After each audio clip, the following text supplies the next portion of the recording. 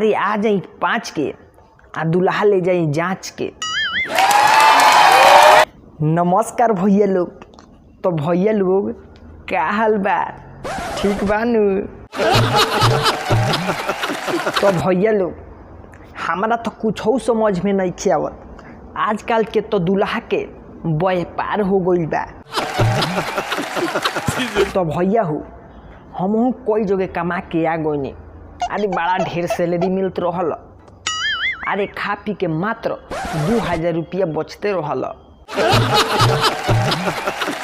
तो भाई हो कुछ न कुछ केहू बिजनेस करता तो हमरो दिमाग में आइडिया आइल हो कि हमहू कोनो बिजनेस करती।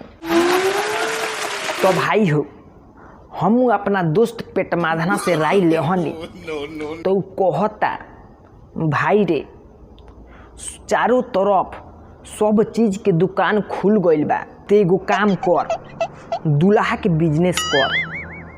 आजकल लइका बड़ा रणुए घूमत तारसन।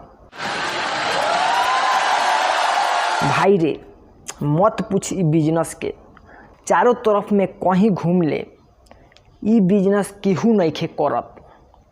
अरे एक सीजन में कम से कम ते 5 लाख रुपया कमा लेबे, वो बिना मेहनत के। तो भाई हो हम बिना सोचे समझे आँख बंद करके दुल्हा के व्यापार कईनी। तो भैया हो हमारा लगे अरे हर क्वालिटी के दुल्हा बाड़े। अरे कम से कम चार्ज उनका लोग के बा 50,000। तो भाई हो लेकिन हमारा लगे ऐसा 2-3 गो दुल्हा बाड़े, उनका लगे पैसा वैसा कुछ ना चाहिए, खाली एगो गाड़ी चाहिए। अब कौन गाड़ी चाहिए अब वो दुल्हे जानत तारे। हमारा से तो कहले कि गाड़ी में तू बैलगाड़ी मांगी हो। तो भाई हो हमारा लगे एगो और लइका बाटे, ऊ कहेला कि जाओ घर में हम शादी करें। भाई हो हमरा 5 लाख रुपया चाहिए, भले लड़की देव लो आ चाहे ना देव लो।